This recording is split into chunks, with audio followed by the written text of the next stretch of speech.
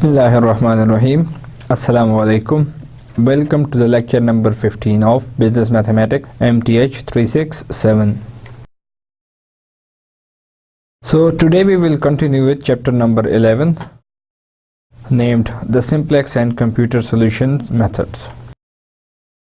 So we first summarize what we did in the last lecture.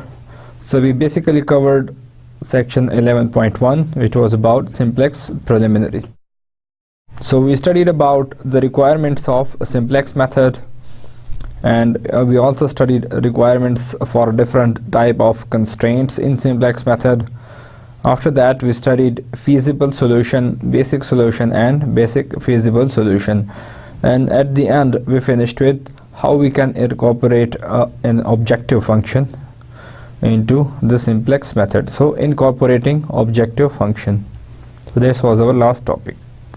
So today basically we will study the simplex method for maximization problem with all less than equal to constraints, and maximization problem with mixed constraints. So let's recall what did we mean by the incorporating objective function. So given a linear programming problem, maximize that is equal to 5x1 plus 6x2 subject to 3x1 plus 2x2 is less than equal to 120, 4x1 plus 6x2 less than equal to 260, x1 max 2 is greater than equal to 0. So the required form required by simplex method is given as follows. तो ये हमारी required form थी. जैसा कि आपको पता है कि हर less than equal to constraint के लिए एक स्लैक वेरिएबल को ऐड करते हैं, तो हर स्लैक वेरिएबल की जगह पे हम एक तो इस प्रॉब्लम की कॉरेस्पॉन्डिंग जो हमारे पास फॉर्म है सिंप्लेक्स मेथड की वो ये होगी that minus 5x1 minus 6x2 minus 0s1 minus 0s2 is equal to 0. तो जैसे कि आपको पता है कि हर less than equal to constraint के कॉरेस्पॉन्ड हम स्लैक वेरिएबल ऐड करके उस इनइक्वालिटी को बतौर इक्वालिटी लिखते हैं. और इफ़ वी फर्दर रिकॉल, तो अगर ग्रेटर देन इक्वल टू की कंस्ट्रेंट हो तो हर लेस देन इक्वल टू की कंस्ट्रेंट के लिए एक स्लैक वेरिएबल को ऐड किया जाता है. तो उस स्लैक वेरिएबल के कॉरेस्पॉन्ड हम ऑब्जेक्टिव फंक्शन में भी वैल्यूज़ लिखते हैं जो कि स्लैक वेरिएबल के कॉरेस्पॉन्ड होती हैं. So the required form by simplex method is given as follows. तो if you recall then basically we add one variable which is called a slack variable to the left hand side of the constraint if the constraint is of type less than equal to की constraint में हम एक slack variable को left side पे add करके उसको बतौर equality लिख लेते हैं. और इसी तरह जो हम जो अपना ऑब्जेक्टिव फंक्शन है उसके अंदर भी चेंज कर लेते हैं, और जो slack variable के कॉरेस्पॉन्ड हम कोफिशिएंट्स लेते हैं वो 0 कोफिशिएंट्स लेते हैं. तो बेसिकली हमारे पास तीन इक्वेशंस हैं. एक है इक्वेशन नंबर 0, इक्वेशन नंबर 1 और equation number 2. Since we are particularly concerned about the value of z and will want to know its value for any solution, z will always be a basic variable. z को हमेशा हम basic variable लेते हैं, यानी not equal to 0.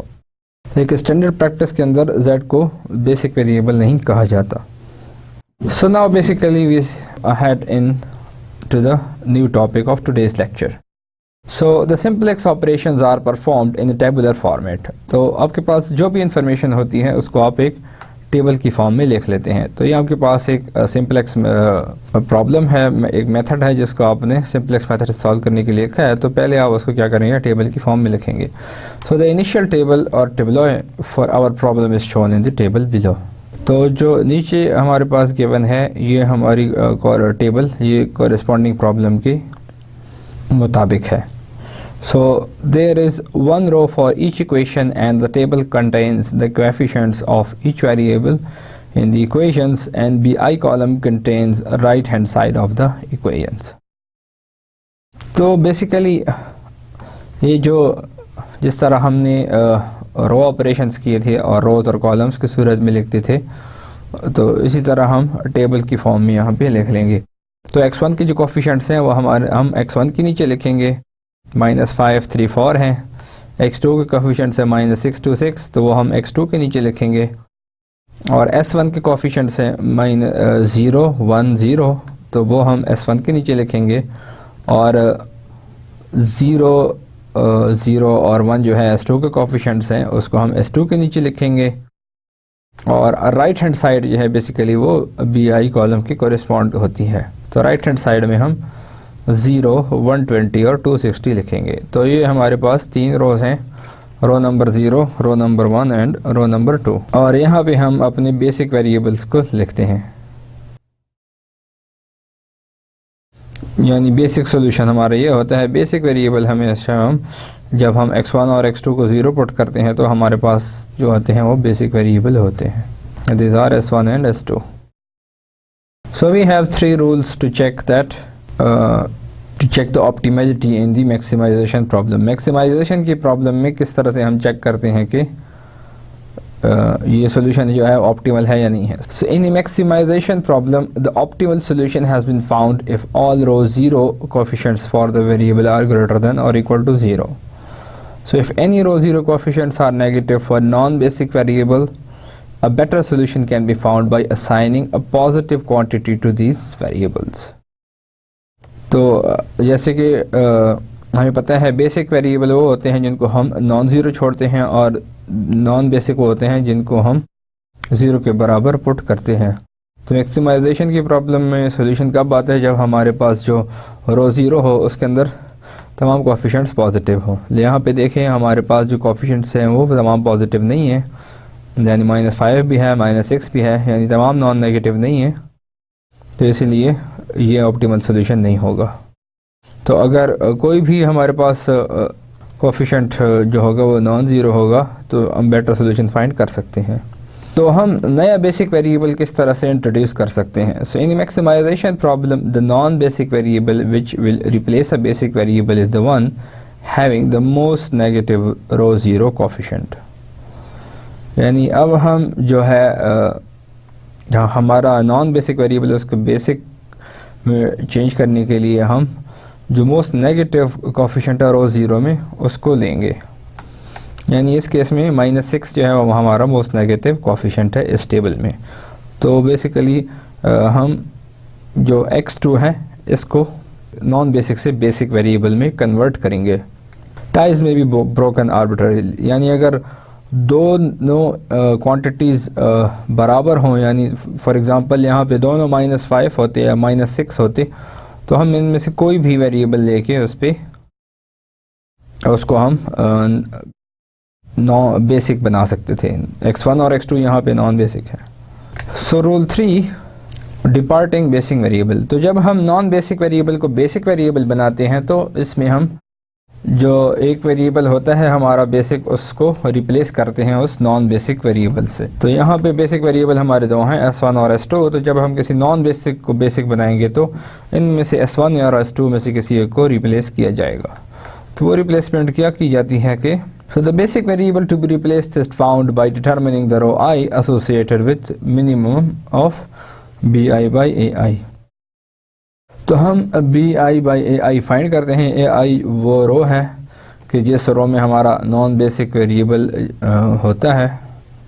तो अगर हमारे पास ये जो रेशो है where ai k greater than 0, this is basically ai k कि ai के हमारे पास जो होते हैं वो कोएफिशिएंट्स होते हैं मैट्रिक्स के, जिसको मैट्रिक्स फॉर्म में लिखते हैं रोज के। यानी इसमें ith रो और kth कॉलम का जो कोएफिशिएंट होगा वो ai के होगा, और bi जो है वो हमारे पास ith रो का जो राइट हैंड साइड है वो होगा।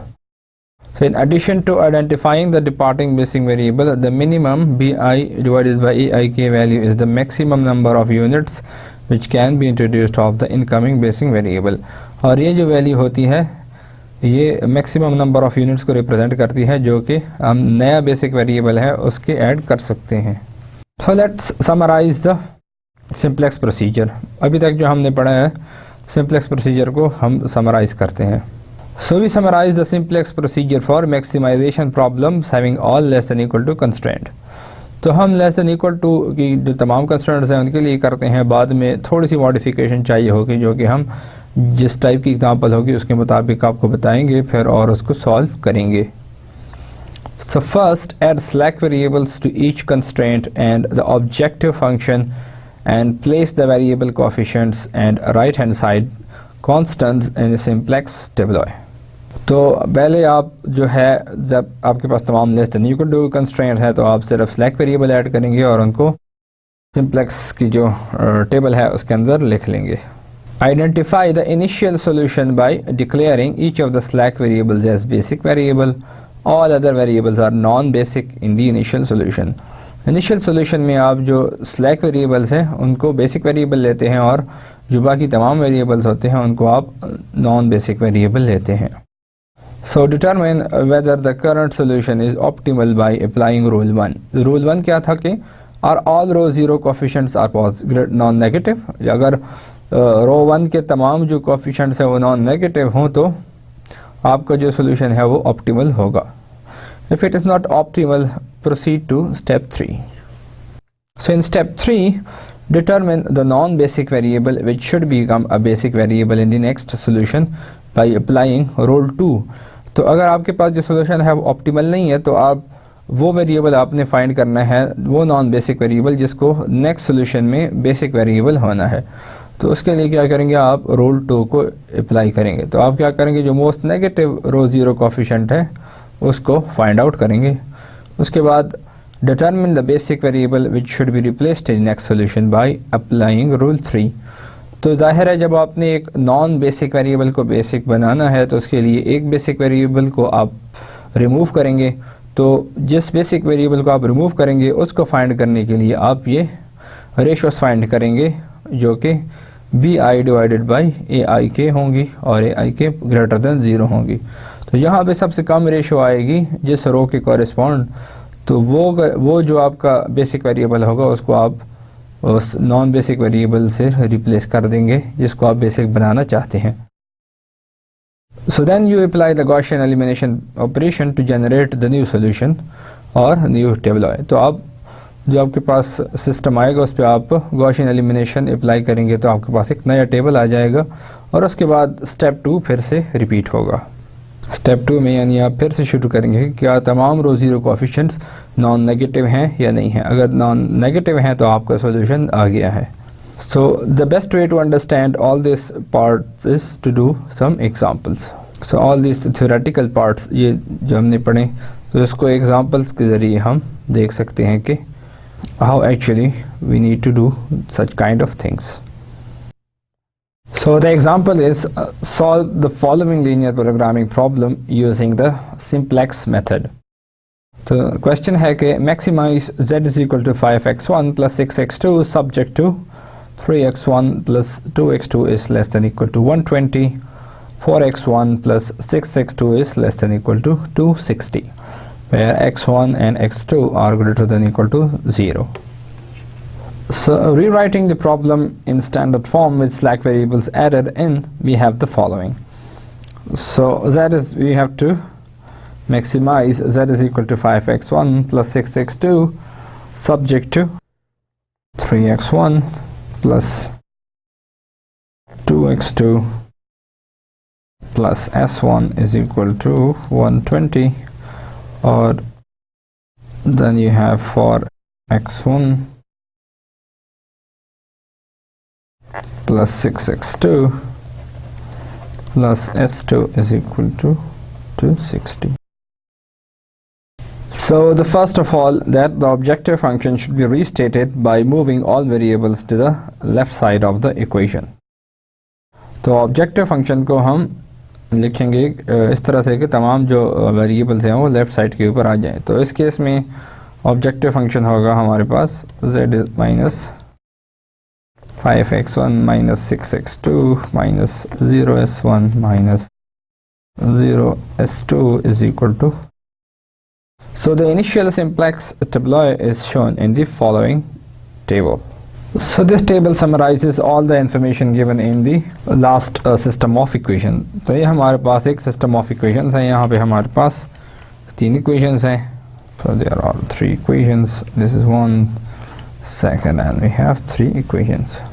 So we have basic variables which are s1 and s2, and we have non-basic variables which are x1 and x2. So So in the initial solution, x1 and x2 are non-basic variables having values equal to 0. The basic variables are the slack variables with s1 is equal to 120, s2 is equal to 260, and z is equal to 0. So step 2, now in table 1 we look for row 0. So we have here 3 rows. So this one is row 0. Here we have row 1 and here we have row 2. तो हमारे पास 3 रो हैं, row 0, row 1 and row 2. तो we look for row 0 and observe that the current solution is optimal or not. तो हम ये check करते हैं कि ये solution optimal है कि नहीं है. So since all row 0 coefficients are not greater than or equal to 0, the initial solution is not optimal. तो row 0 में हमारे पास तमाम coefficients जो है वो नॉन नेगेटिव नहीं है, तो हमारा ये जो रो 0 है ये ऑप्टिमल सोल्यूशन यानी ये जो सिस्टम है ऑप्टिमल सोल्यूशन नहीं दे रहा. The most negative coefficient in row 0 is -6 and it is associated with x2. सो x2 column is the key column. Thus x2 will become a basic variable in the next solution and its column of coefficients become the key column. तो सबसे जो negative value है वो -6 है. तो हमारे पास ये जो कॉलम है ये की कॉलम है. तो हमारे पास ये जो सबसे नेगेटिव वैल्यू है -6, ये x2 के नीचे है. तो x2 वाला कॉलम जो है ये हमारा की कॉलम होगा. तो x2 हमारा वो नॉन बेसिक वेरिएबल है जिसको अब हम नेक्स्ट स्टेप में बेसिक वेरिएबल बनाएंगे, यानी एक वेरिएबल जो यहाँ से है वो उसको हम रिप्लेस करेंगे x2 से. So we have identified the key column क्योंकि ये सबसे नेगेटिव वैल्यू है और इसके ये जो कॉलम है बेसिकली इसको हम की कॉलम कहते हैं. So step 4, in order to find the basic variable which should be replaced in the next solution, we will look for the least ratio in the last column. So in order to find the least ratio, we will divide the value of right hand side by the corresponding values of the key column. So this ratio should be a positive real number. So we need to ignore 0, negative and undefined values. तो अब हम least हमारे पास जो है वो ratio find करेंगे. Ratio किस तरह से फाइंड करते हैं कि हम ये जो की कॉलम की एंट्रीज हैं इसकी और ये जो राइट हैंड साइड है इन दोनों का रेशियो हम फाइंड करते हैं. तो यानी so we find BI divided by AI K. तो इस केस में हम 120 को डिवाइड करेंगे 2 से जो कि है 60 के बराबर, और 260 को हम डिवाइड करेंगे 6 से विच इज इक्वल टू 43.33. तो इन दोनों में से लीस्ट कौन सी है यानी कम वैल्यू कौन सी है, इनमें से कम वैल्यू ये है. सो दिस इज द सबसे कम पॉजिटिव वैल्यू लीस्ट रेशियो. तो लीस्ट पॉजिटिव रेशियो, तो लीस्ट पॉजिटिव रेशियो जिस रो में आएगी हम उस रो का जो बेसिक वेरिएबल है उसको अब हम रिप्लेस करेंगे x2 से नेक्स्ट टेबल में. तो x2 की जगह पे हमारे पास ये वैल्यू आ जाएगी. x2 जो है वो s2 को रिप्लेस कर लेगा नेक्स्ट टेबल में. तो हमें ये भी ख्याल रखना है कि ये रेशो सबसे कम हो लेकिन इट शुड बी पॉजिटिव, यानी ये ज़ीरो या नेगेटिव नहीं होनी चाहिए या अनडिफाइंड नहीं होनी चाहिए. तो ऐसी ज़ीरो, नेगेटिव और अनडिफाइंड को हम बेसिकली इग्नोर कर देंगे.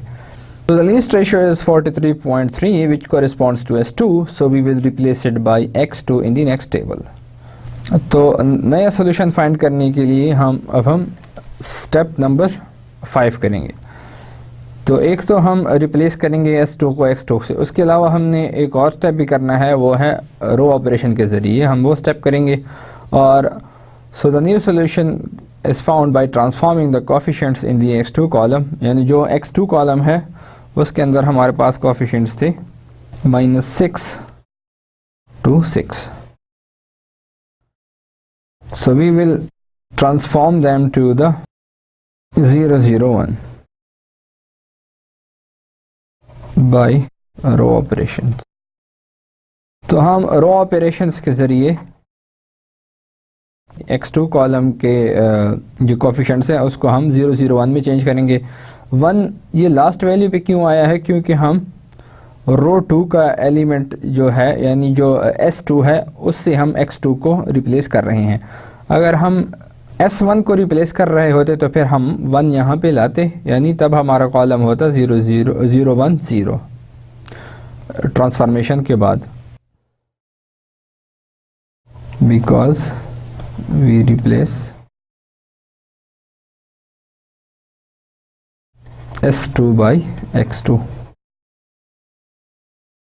तो ये रीज़न है इसके लिए कि हम इस कॉलम को इस फॉर्म में क्यों चेंज करना चाहते हैं। तो बेसिकली जो भी हमारा जिस रो के वेरिएबल को हम रिप्लेस कर रहे हैं s1 को या s2 को, उसके सामने हमने 1 लाना है और बाकी जो रोज़ हैं उनमें हमने 0 लाना होगा by row operations. So what row operations we shall do? So what we do r0 plus r2 and we say that we make a change in r0। तो r0 में हमारे पास -5 -6 0 0 0 और r2 में है हमारे पास 4 6 0 1 और 260। तो इन दोनों को सम करने से हमारे पास आएगा -1 0 0 1 260। तो ये r0 का कोफिशिएंट अब हमारे पास 0 हो गया है। ये वाला जो कोफिशिएंट है वो हमने 0 कर लिया है। तो ये हमारे पास नई r0 रो आएगी। So this is our row r0। So this is new r0 in row 0। This is new row 0 और r0। So in the next step we change the r1। So what we do -3r1 plus r2। तो ये आएगा हमारे पास -9 -6 -3 0 or -360। and then when we also mentioned that we are changing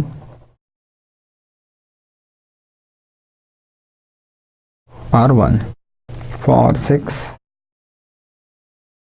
0 1 260। So we have -5 0 -3 1 or -100। So this is our new r1। So this is new row 1 या r1। और r2 में change करने के लिए एंड फॉर r2 सिंस हमने जो coefficient है उसको जस्ट 1 बनाना है, we just divide 2 we take, यानी हमने 6 को 1 बनाना है तो हम 1/6 से रो 2 को मल्टीप्लाई कर देते हैं। So this is change in row 2। तो हमारे पास जो नई रो 2 आएगी वो होगी 0 4/6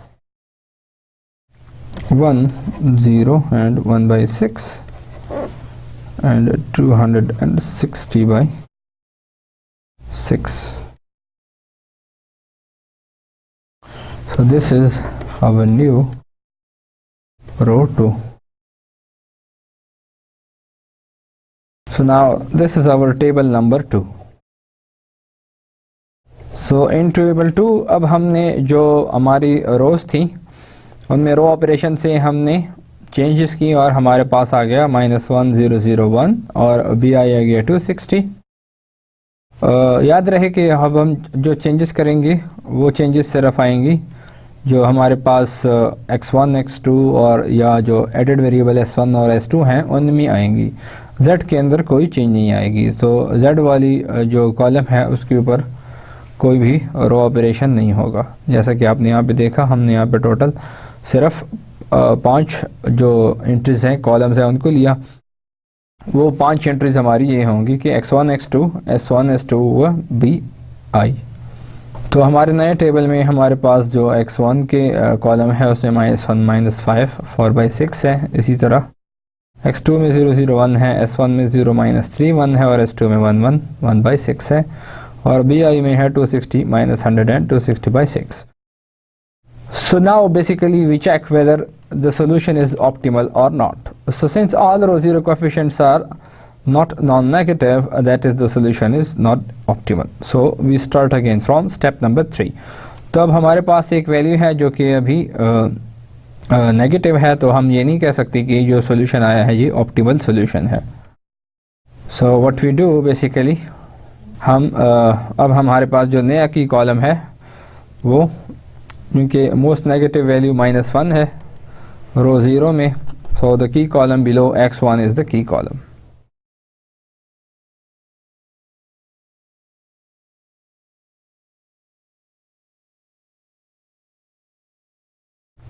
So the column below x1 is key column.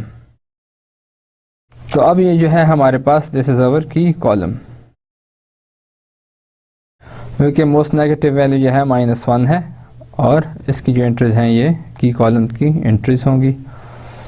So now we find the least ratio. So the ratio of -100 and -5 is 20. And if we divide 260 divided by 6 into basically division for 6/4, तो हमारे पास आ जाएगा 260 divided by 4 and of course this is the least ratio.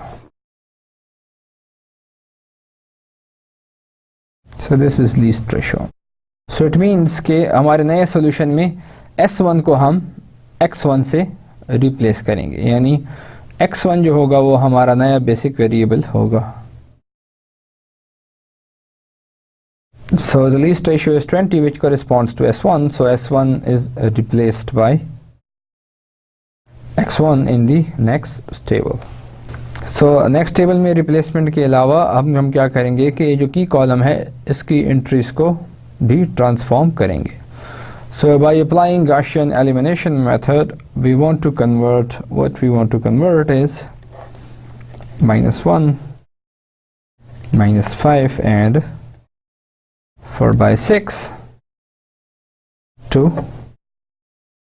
0 1 0, क्योंकि अभी हमने जो replacement करनी है वो रो 2 में यानी रो 1 में करनी है, जो कि सेकेंड रो है हमारे इस टेबल पे, क्योंकि हमने S1 को रिप्लेस करना है X1 से, तो इसलिए जो S1 के सामने एंट्री है उसको हमने 1 बनाना होगा और बाकियों को 0।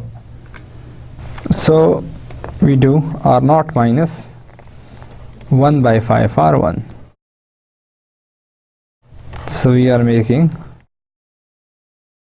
change in R0. So we write down R0 -1 0 0 1 and 260। जो वेरिएबल्स है सिर्फ उन्हीं एंट्री को हम यहाँ पे लिखेंगे, z को नहीं लिखेंगे।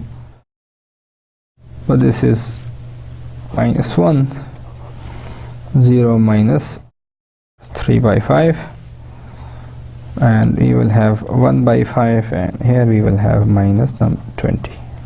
तो हम माइनस को प्लस करेंगे, क्योंकि हम माइनस कर रहे हैं, यहाँ पे भी प्लस लगाएंगे, यहाँ पे हम माइनस लगाएंगे और यहाँ पे भी प्लस लगाएंगे। So what we get is that we get 0 0 3/5 4/5 and 220। So this is our new row 0।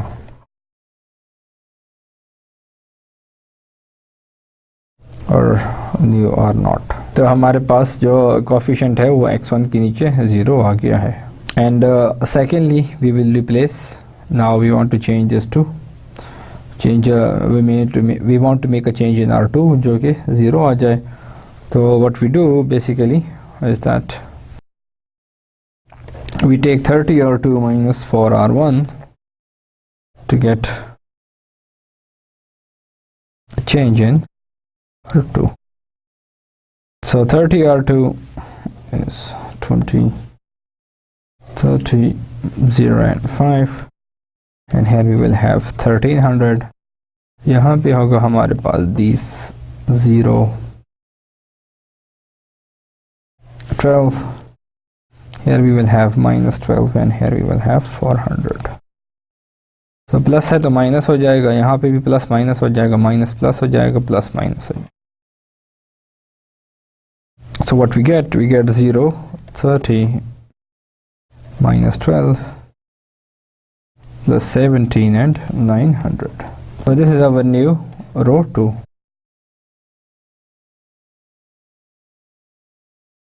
So for R1, चूँकि हमने वहाँ पे 1 बनाना है तो जब हम जो x1 के नीचे कोफिशिएंट है उसी से हम डिवाइड कर लेंगे. We take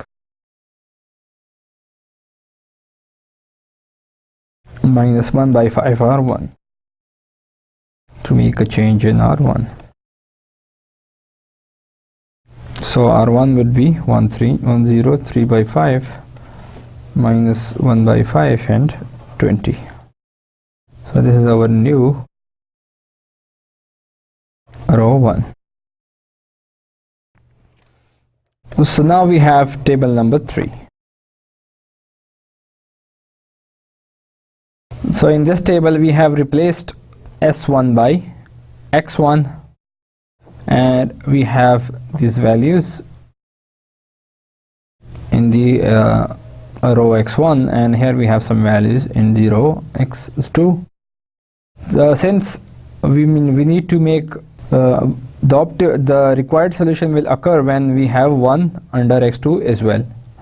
तो चूँकि यहाँ पे देखा जाए तो कोई भी एंट्री ऐसी नहीं है जो कि नेगेटिव हो, तो इसीलिए ये सोल्यूशन हमारा ऑप्टिमल सोल्यूशन है. लेकिन चूँकि हम फाइन सोल्यूशन फाइंड करना है तो इस केस में हमारे पास जो x2 के नीचे एंट्री है उसको भी हमारे पास 1 होना चाहिए. So basically we will do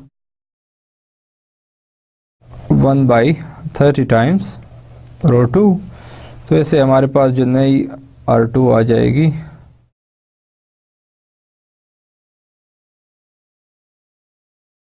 वो होगी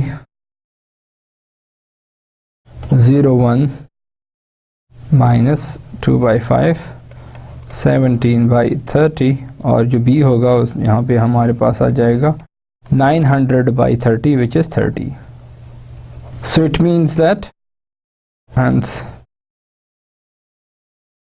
x1 is equal to 20 and 30 x2 is equal to 900 or x2 is equal to 30,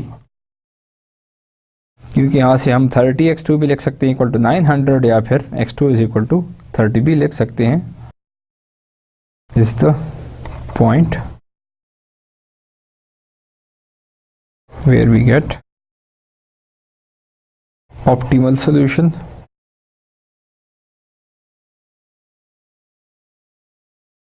Which is z is equal to 5 times 20 plus 6 times 30 which is equal to 280. और यही 280 हमारा right hand side पे यहाँ पे भी आया है. So that is equal to 280 and at the point x1 is equal to 20 and 30 we get the optimal solution. So that's how you solve a question with all less than equal to constraints, and the question is about the maximization by using simplex method. Even though कि हमने example 2x2 case पे की है, लेकिन इस method का फ़ायदा ये है कि इसको हम जो बड़ी एग्जांपल्स है 3x3 4x4 उनके ऊपर भी अप्लाई कर सकते हैं. So maximization problems with mixed constraints. So for a maximization problem having a mix of less than equal to, greater than equal to and equal to constraints, the simplex method itself does not change. So the only change is in transforming constraints to the standard equation form with appropriate supplemental variables. So we recall that for each greater than equal to constraint, a surplus variable is subtracted and an artificial variable is added to the left side of the constraint, and for each equal constraint an artificial variable is added to the left side. तो जो हमारे पास maximisation की problem होती हैं जिसमें less than equal to, greater than equal to या equal to ये तमाम कंस्ट्रेंट्स होती हैं, उसके अंदर जो सिंप्लेक्स मेथड है उसके अंदर कोई ख़ास तब्दीली नहीं आती है। सिर्फ एक जो तब्दीली आती है वो है कि हम ट्रांसफॉर्म किस तरह से करते हैं सिंप्लेक्स मेथड में, वो जो सिस्टम ऑफ इक्वेशंस है उसको जिस तरह से ट्रांसफॉर्म किया जाता है वो डिफरेंट होता है। तो इफ़ यू रिमेंबर, तो ग्रेटर दैन इक्वल टू की जब भी कंस्ट्रेंट होती थी तो इसमें हम एक सरप्लस वेरिएबल को सब्ट्रैक्ट करते थे और एक आर्टिफिशियल वेरिएबल को ऐड करते थे लेफ़्ट हैंड साइड पे, और उसके अलावा अगर हमारे पास जस्ट इक्वल टू की कंस्ट्रेंट होती थी तो हम आर्टिफिशियल वेरिएबल को लेफ़्ट हैंड साइड पे ऐड करते थे। Further an additional column is added to the simplex tableau for each supplemental variable, और हमारे पास जो भी सप्लीमेंटल एक्स्ट्रा वेरिएबल आता है उसके लिए हम एक्स्ट्रा कॉलम ऐड करेंगे। जितने वेरिएबल होंगे हम उतने कॉलम ऐड करते जाएंगे। And also surplus and artificial variables must be assigned appropriate objective function coefficients. तो ऑब्जेक्टिव फंक्शन के भी कुछ कोफिशिएंट्स हैं, वो भी हम सरप्लस और आर्टिफिशियल वेरिएबल को देंगे। सो सरप्लस जो वेरिएबल हैं, surplus variables usually reassigned an objective function coefficient of 0। तो सरप्लस वेरिएबल्स को हम 0 का कोफिशिएंट ही देते हैं ऑब्जेक्टिव फंक्शन में। But there is a difference for the artificial variable. So artificial variable are assigned objective function coefficient of -m, where m absolute is very large number. This is to make the artificial variable unattractive in the problem. तो जैसा कि नाम से ज़ाहिर है artificial variable एक artificial variable होता है तो उतना इम्पॉर्टेंट नहीं होता है, तो इसलिए हम उसको बजाय 0 के -m का कोफिशिएंट देते हैं मैक्सिमाइजेशन की प्रॉब्लम में, जहाँ पे हम ये अज्यूम करते हैं कि m जो है वो बहुत बड़ा नंबर है, यानी जो बाकी कोफिशिएंट्स आ रहे हैं उनसे बहुत बड़ा, जो m एब्सोल्यूट है उन सब से एक बहुत बड़ा नंबर है m। तो इससे ये होता है कि आर्टिफिशियल वेरिएबल की जो अहमियत होती है वो जिस तरह की वो है आर्टिफिशियल वेरिएबल कम ही रहती है। So in any linear programming problem the initial set of basic variables will consist of all the slack variables and all the artificial variables which appear in the problem. तो we have to recall कि किसी भी linear programming में जो आपके पास basic variables होते हैं वो आपके तमाम स्लैक वेरिएबल होते हैं प्लस तमाम आर्टिफिशियल वेरिएबल होते हैं जो कि प्रॉब्लम के अंदर अपीयर हो रहे होते हैं। So example, so the question is to maximize z is equal to 8x1 plus 6x2 subject to 2x1 plus x2 is greater than equal to 10 and 3x1 plus 8x2 is less than equal to 96. x1 and x2 are greater than equal to 0. So we have a maximization problem which has a mix of less than equal to constraint and a greater than equal to constraint. तो हमारे पास ये problem है जिसमें दोनों type की constraints हैं, less than equal को भी है, ग्रेटर देन इक्वल टू भी है, और क्वेश्चन है मैक्सिमाइजेशन का। So let's rewrite the problem with constraint expressed as equations. So what we do, we basically write z is equal to 8x1 plus 6x2 0e1 minus m a1 plus 0s2। तो हमारे पास जो first constraint थी वो थी greater than equal to type की, और greater than equal to जो constraint होती है उसके अंदर हम एक आर्टिफिशियल वेरिएबल को ऐड करके एक सरप्लस वेरिएबल को सब्ट्रैक्ट करते हैं। तो अब हमने उसको चेंज किया है 2x1 plus x2 minus e1 plus a1 is equal to 10 में, और दूसरी जो हमारी कंस्ट्रेंट है वो less than equal to type की है, तो उसमें हम एक स्लैक वेरिएबल को ऐड कर लेंगे and that slack variable is s2. So we have 3x1 plus 8x2 plus s2 is equal to 96. So of course कि हमारे किसी भी सिंप्लेक्स मेथड के लिए जो तमाम जो कोफिशिएंट्स हैं उनकी वैल्यू पॉजिटिव होनी चाहिए। So we have x1 x2 e1 व a1 व s2 are all non negative. और बेसिकली ये जो हमारे पास फर्स्ट ऑफ ऑल हम जो पहली जो मैक्सिमाइजेशन की कंस्ट्रेंट है उसको हम इस तरह से भी लिख सकते हैं, z minus 8x1 minus 6x2 minus 0e1 plus m a1 plus minus 0s2। तो टेबुलर फॉर्म में डालने के लिए हम उसको इस फॉर्म में लिखते हैं is equal to 0। So the initial tabuli for this problem appears as in the following table।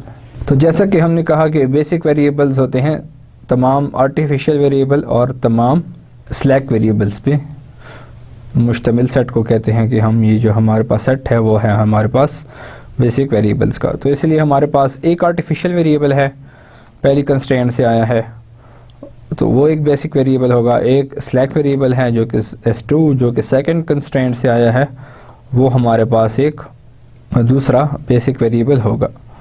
तो z के जो कोफिशिएंट्स हैं उसको अब हम रो 1 में लिखेंगे अपने रिस्पेक्टिव कॉलम में। x1 का -8 है, x2 का -6 है, e1 का 0 है, a1 का प्लस m है और s2 का जो है वो 0 है और अभी i जो है यानी b1 जो है वो b0 जो है वो 0 है। और इसी तरह हम जो रो 2 है उसके अंदर भी कोफिशिएंट लिख लेंगे जो कि कंस्ट्रेंट 1 से आए हैं। और इसी तरह हमारे पास रो 1 है जो सॉरी ये रो 2 काट दें। इसी तरह हमारे पास जो ये रो 1 है इसके अंदर जो ये रो 1 है इसके अंदर जो कोफिशिएंट्स हैं वो कंस्ट्रेंट नंबर 1 से आए हैं। और ये हमारे पास रो 2 है जिसके अंदर कोफिशिएंट जो हैं वो कंस्ट्रेंट नंबर 2 से आए हैं। So here we also write down row number 0, 1 and 2 and they come from these three equations. So recall that the artificial variable is one of the basic variables in the initial solution. So for any problem containing artificial variable, the row 0 coefficient for the artificial variable will not equal 0 in the initial tabuli। तो हमारे पास पहला जो table आएगा उसमें कभी भी जो coefficient होगा आर्टिफिशियल वेरिएबल का वो 0 नहीं होगा। रो 0 के अंदर जो कोफिशिएंट होगा आर्टिफिशियल वेरिएबल का वो 0 नहीं होगा। So our first job will be in such problems to make it 0, यानी जो भी हमारे पास उसकी वैल्यू जो कि m है, सबसे पहले हमने जो आर्टिफिशियल वेरिएबल के नीचे m है उसको 0 बनाना होगा। So we need to make it 0 by row operations. So the appropriate row operation is minus m r1 plus r0।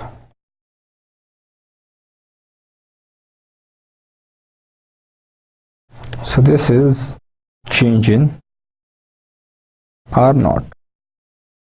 So what we get is the following। तो हमारे पास ये एक नया टेबल आ जाएगा जिसमें हमने जो आर्टिफिशियल वेरिएबल के नीचे m था उसको 0 कर दिया है। तो हमारा फर्स्ट जो एम होगा उसमें हमने आर्टिफिशियल वेरिएबल के नीचे जो m होगा उसके कॉलम में उसको 0 बनाना होगा। So which we did by this row operation. तो रो ऑपरेशन करने के बाद जो r0 है उसकी शेप कोई ये बन जाएगी कि x1 की जाएगा -8 -2m, x2 के नीचे आएगा -6 -m, e1 के नीचे m, a1 0 और s2 0 और bi जो होगा वो होगा -10 times m। Okay, so now we want to transform। So what we want to transform? We want to basically transform the key column। सबसे पहले हमने की कॉलम को आइडेंटिफाई करना है। तो जैसे कि सबसे नेगेटिव वैल्यू जो है वो है -8 -2m, क्योंकि m जो है वो एक बहुत बड़ा पॉजिटिव नंबर है। तो -6 -m से ऑफ कोर्स -8 -2m जो है वो एक बड़ा नंबर होगा। तो इस केस में हमारा की कॉलम क्या है x1। So this is our की कॉलम -8। तो अभी हमने नेक्स्ट टेबल में हमने क्या करना है कि x1 को किसी एक बेसिक वेरिएबल से रिप्लेस करना है, इन दोनों में से किसी एक से।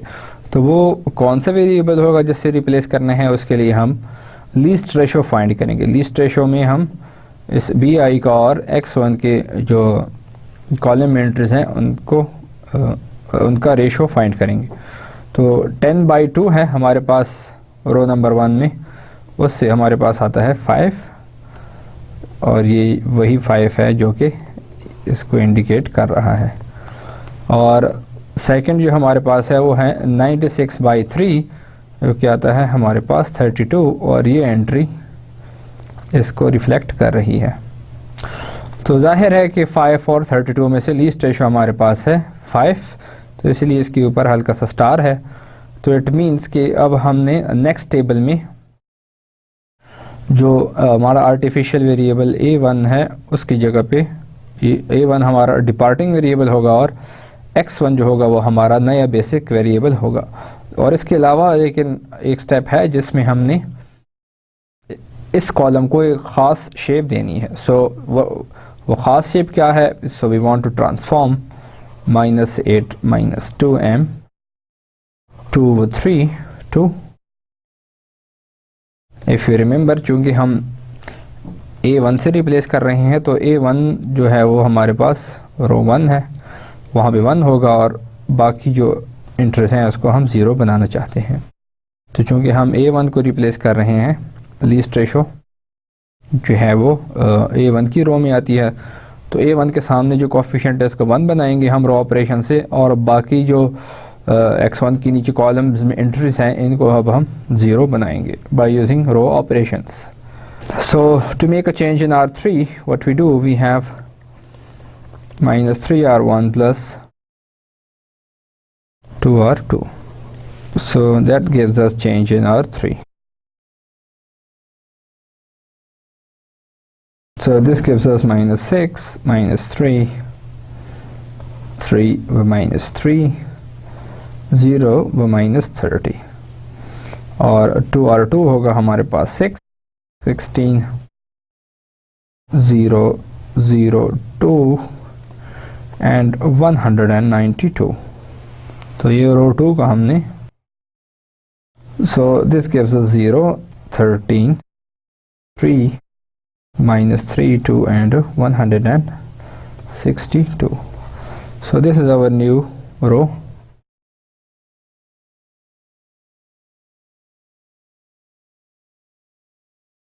Row 2. Basically this actually I meant the row 2, क्योंकि हमारे पास 3 रो हैं, row 0, row 1 and row 2. So this is basically a change in row 2. So this is our new row 2. And also we want to make a change in row 0. So to make a change in our row 0, we have 8 plus 2m row 1 plus 2 times row 0.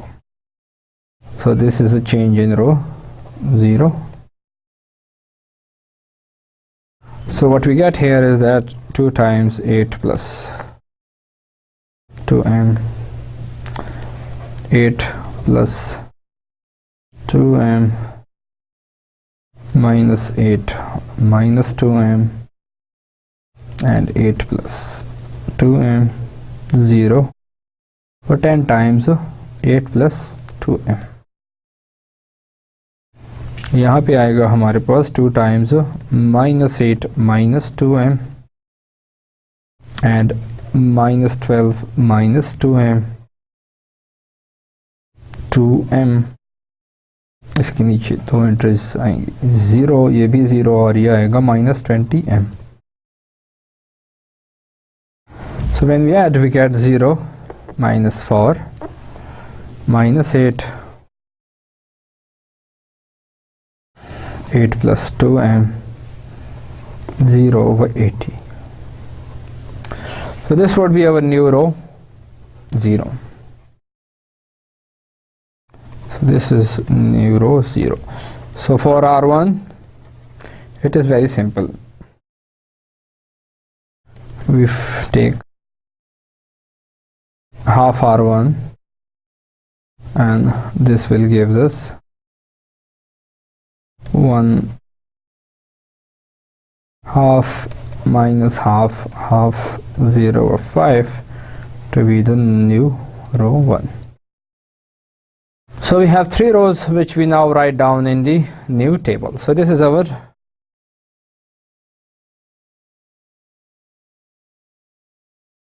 table number 2, rather table number 3, क्योंकि हमारे पास इससे पहले 2 table आए थे, ये था हमारे पास table number 2। which came by making m to be 0, and this was our table number 1. So now in this new table we have some negative values. तो अब हमारे पास ये जो सोल्यूशन है ये ऑप्टिमल सोल्यूशन नहीं है, क्योंकि हमारे पास जो रो 0 है उसमें अभी भी नेगेटिव वैल्यूज़ मौजूद हैं. तो what is the most negative value is E1. So now this column is our key column. So now this is our new key column. So now basically हम E1 जो हमारा वेरिएबल है इसको अभी हमने बेसिक वेरिएबल बनाना है next step में. तो कौन से वेरिएबल को हम रिप्लेस करेंगे, we will find out by finding the least ratio. So the ratio of 5 and -1/2 is negative. क्योंकि हम नेगेटिव को इग्नोर करते हैं, so we just leave this ratio. और यहाँ पे भी जो रेशो है ये भी नेगेटिव है, और यहाँ पे जो रेशो है ये है हमारे पास 162/3, which is least as well as most, but this is least ratio. So in our new table we will replace this basic variable S2 by the new basic variable which is E1. यानी अब हम E1 को S2 की जगह पे लिखेंगे. And also we want to transform this column by using row operation. ठीक है. So we want to transform this column. We want to transform this -8, -half and 3 to 0, 0 and 1. क्योंकि अब हम रो 2 के अंदर जो वेरिएबल है उसको रिप्लेस कर रहे हैं, तो इसलिए उसको हम 1 बनाएंगे और बाकी एंट्रीज को 0, 0 बनाएंगे. So by Gaussian elimination method we transform this. So when we do 6 R1 plus R2 and make a change in row 1, what we get is that we get new row 1 6, 16, 0, 0, 2 and 192. So this is our new row 1. And what we also do to make a change in row 0, so this is 3R0 plus 8R2. So we make a change in row 0. So what we get here is that we get 0. Here we have 92, and here we have, so the change in R0 we will have 0, 92, next would be 0, 6m, 16 and 1536. So this is our new row 0. और रो number 2 में change करने के लिए अब हम क्या करेंगे, we will just simply divide by 3. So we find 1/3 R2